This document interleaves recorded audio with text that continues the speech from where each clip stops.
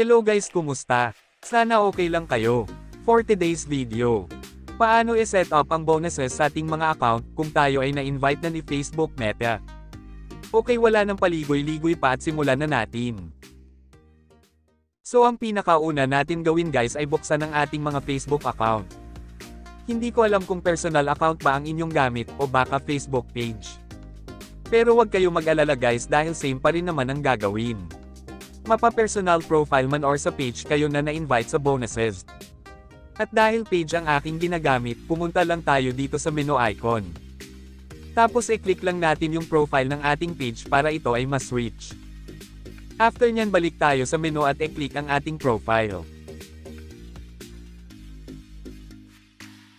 Kapag andito na po tayo sa profile ng ating page, pumunta na tayo sa See Dashboard. Scroll up lang natin yan at pumunta tayo sa monetization.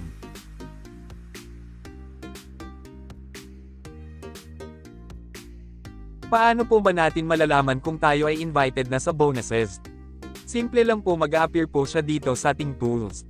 At may nakalagay din po na available to set up. Okay, after nyan pumunta na tayo dito sa setup.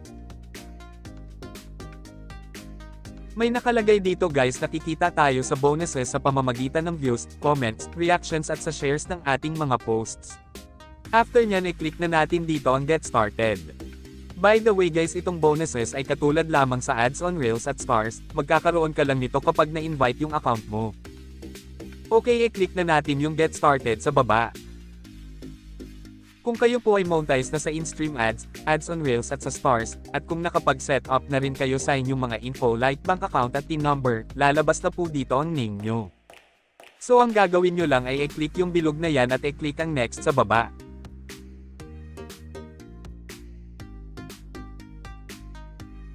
So ganun lang naman kadali mag-set up guys ng ating bonuses. Para sa mga hindi pa na-invite, kailangan nyo lang na mag-upload ng mga original content. Dahil ganun lang din naman yung ginawa ko guys, nag-upload lang ako ng video 1 times a day, pwede din naman na 3 times a week. Basta siguraduhin nyo lang guys na original lahat ng video na i-upload nyo, kasi mahirap talaga kapag magkaroon tayo ng violation. Based on my experience, matagal itong mawala, minsan umaabot pa nga ito ng mga 3 buwan, lalo na kung limited originality content ang violation mo. Kapag music naman medyo matagal din, pero marami naman option kapag sa music yung violation mo.